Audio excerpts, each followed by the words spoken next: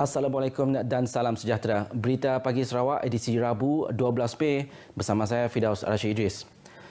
Sarawak terus melaksanakan Perintah Kawalan Pergerakan Bersyarat PKPB sedia ada sehingga 17 Mei seluruh negeri.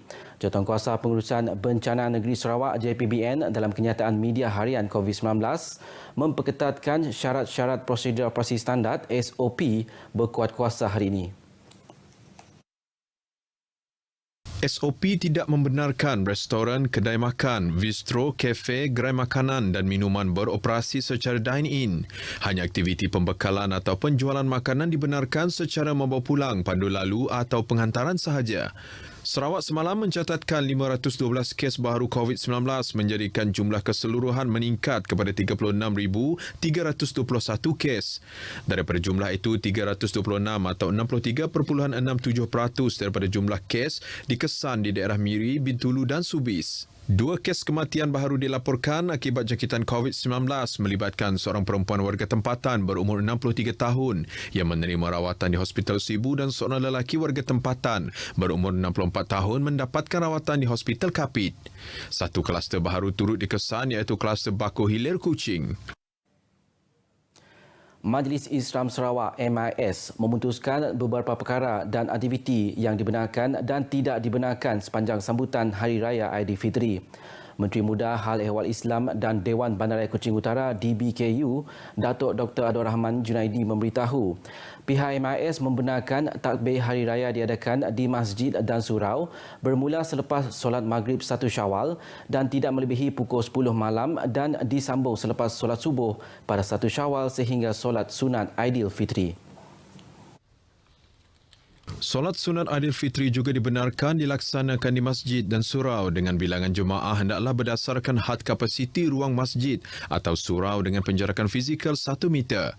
Beliau menjelaskan bahawa semua jemaah hendaklah menggunakan pelitup separuh muka, mengimbas suhu badan, mendaftar kehadiran melalui aplikasi MySejahtera atau buku rekod sebelum masuk ke dalam masjid atau surau selain membawa sejadah atau alas sujud sendiri. Beliau menambah pihak MIS juga membenarkan ziarah hari raya namun dibenarkan untuk keluarga terdekat sahaja pada 1 hari sahaja iaitu pada 1 Syawal dengan had bilangan pengunjung dalam satu-satu masa adalah 50% kapasiti rumah.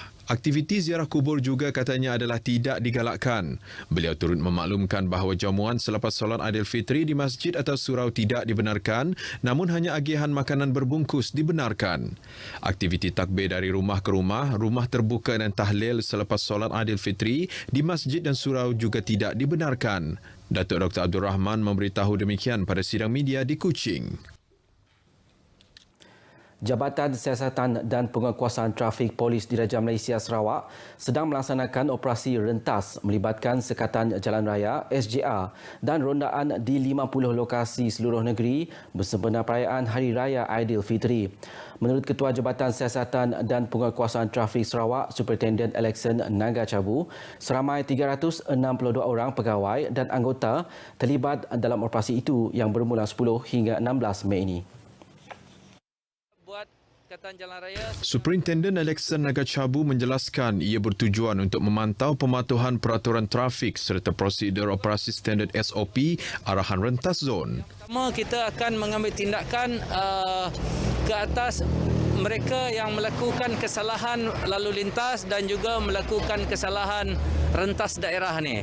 Jadi kita utamakan kesalahan ini di musim perayaan ini. Beliau berkata demikian ketika memantau pelaksanaan Sekatan Jalan Raya Op Rentas di daerah Siburan, Jalan Kuching Serian semalam. Tambahnya, op rentas kali ini dilakukan berdasarkan konsep total enforcement yang melibatkan penguatkuasaan serta tindakan tegas secara menyeluruh terhadap 6 kesalahan utama yang menyumbang kepada kadar kemalangan jalan raya seperti melanggar lampu isyarat warna merah, menggunakan telefon bimbit ketika memandu dan memandu melebihi had laju. Superintendent Alexon juga memberitahu jumlah kenderaan berada di jalan raya telah meningkat dan pihaknya menggandakan usaha untuk melaksanakan operasi sebegini bagi memastikan keselamatan serta memberi keselesaan kepada pengguna jalan raya terutamanya pada musim perayaan. Sambutlah Syawal dengan kehendak fitrah semasa. Mufti Negeri Sarawak Sahibul Samahah Datuk Kipli Yassin berkata, dengan pandemik yang masih mencengkam dunia kini, umat Islam harus bersabar menyambut hari kemenangan Hari Raya Aidilfitri dengan cara yang penuh sederhana. Namun mungkin berbeza dari sudut budaya yang kita amalkan seperti sebelum ini disebabkan oleh keadaan pandemik tersebut. So yang paling penting dalam keadaan ini ialah kita redha dengan suasana yang ada dan sabar berhadapan dengan ujian dan cabaran yang ada pada masa kini. Menurut beliau, selagi virus COVID-19 masih belum lenyap dari muka bumi, budaya sambutan normal sebelum ini harus ditangguh buat sementara waktu. Jelasnya beliau sedarkan kerinduan umat Islam menyambut Hari Raya Aidilfitri secara normal sebelum ini. Normal fitrah semasa yang mengekang pergerakan haruslah dipatuhi. Beliau ditemui RTM semasa majlis melihat anak bulan Syawal di Teluk Bandung, Kuching semalam. Pematian setakat pukul 6.30 petang semalam menggunakan kaedah ru'yah dan hisab mendapati anak bulan Syawal masih belum kelihatan dan 1 Syawal akan disambut esok Khamis. Turut hadir pada majlis melihat anak bulan itu Pengarah Jabatan Mufti Negeri Sarawak Mu'al Suud dan Ketua Penolong Mufti Bahagian Falak Ustaz Razali Husaini. Projek naik taraf Pasar Betong yang sedang rancak dilaksanakan dijangka memberi manfaat besar kepada pembangunan di Pekan Betong. Dengan populasi yang semakin berkembang, kuasa beli juga semakin bertambah dan ia memerlukan kompleks besar yang serba lengkap. Wartawan Syarikin Bahrain ada laporannya. Mendapat jolokan bakul makanan Sarawak, Betong yang mempunyai populasi lebih 74,000 orang kini berubah dari sebuah pekan pertanian menjadi hub ekonomi utama wilayah tengah Sarawak. Melihat transformasi Pekan Pahlawan Iban rentap menjadi hub ekonomi strategik itu, langkah kerajaan meningkatkan kemampuan pusat komunitinya iaitu Pasar Betong amat signifikan sekali kepada masyarakat di kawasan itu. Projek naik taraf pasar ini yang mengambil masa 15 bulan untuk disiapkan akan berupaya meningkatkan lagi sumber ekonomi penduduknya. Bagi Presiden Penjajah Pasar Betong, Josephine Bawing, ia merupakan satu pelan bijak. Sebab kadang-kadang kami orang akan mula pasar malam Betong. Cuma waktu tu belum dapatlah lagi ada COVID nak. Jadi dalam bulan ikutlah ni yang masa sesuai lah kami akan mula pasar malam. Kami akan mula untuk raya. Kami mula market untuk puasa, bulan puasa. Dari sialah kami persatuan di pola. Atas kumpulan itu, kerajaan negeri telah meluluskan sejumlah peruntukan bagi membina kompleks pasar 2 tingkat ini. Projek ini merupakan sumber ilham Ahli Dewan Undangan Negeri Laya, Gerald Rentap Jabu. Very unique to us. You pergi Wan Bubong, you dapat beli sayur, you dapat beli daging, you boleh makan, you boleh beli kedai kedai jual pakaian pun. Dia kedai gunting pun dia ada dekat situ sebab kita sediakan lock up shop nanti. Malah pasar baru ini bakal mempamerkan kepelbagaian hasil produk wilayah tengah Sarawak yang unik tidak terdapat di pasar-pasar lain di Sarawak. Antaranya telur ikan buntal. Telur ikan buntal, ikan masin dan pelbagai lagi produk hutan terdapat di belakang saya ini.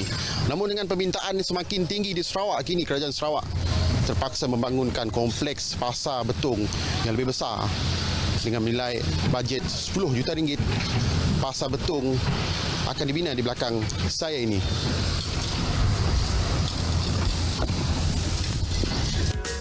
Plan asal yang hanya menempatkan sekitar 100 peniaga ini dijangka bertambah sehingga mencecah 200 penjajah apabila pasar itu siap kelak. Melihat potensinya yang berupaya mengembangkan sumber ekonomi, ada yang sanggup berhijrah ke pekan kecil ini. Jadi amat mudahlah untuk orang keluar untuk mencari hasil sayur ke, pakaian ke, dan hasil-hasil hutan yang lain lah. Mereka antara ratusan lagi warga bahagian kedua Sarawak yang mencari nafkah hasil pembangunan strategik yang dilaksanakan oleh pemimpin. Faedahnya mungkin belum kelihatan namun memberi impak besar kepada generasi yang akan datang. Syarikin Bahrain, RTM.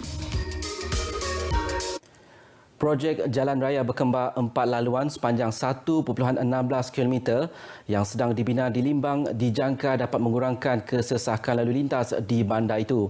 Menteri Muda Pemodenan Pertanian, Tanah Adat dan Pembangunan Wilayah, Datuk Dr. Abdul Rahman Ismail menjelaskan, projek bernilai 15.8 juta ringgit itu dijangka siap 5 Februari tahun depan. Kalau kita tak besarkan, berlaku satu tempat di hadapan balai polis yang kita istilahkan sebagai bottleneck lah. Dan ini menyebabkan kesesakan terutamanya pada waktu puncak ataupun hari-hari perayaan. Sebab itulah dicadangkan dan kita telah pun menerima peruntukan daripada kerajaan negeri yang disalurkan melalui Rekoda dan akhirnya kepada NRDA, agensi di bawah Rekoda. Beliau menyatakan demikian kepada media selepas meninjau perkembangan projek tersebut dan projek tebingan Sungai Limbang Fasa 2.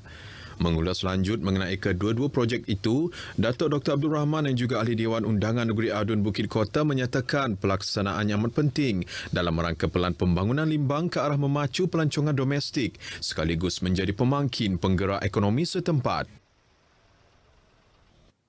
Sekian berita pagi Sarawak. Patuhi SOP COVID-19. Saya Firdaus Hashim Idris. Salam hormat.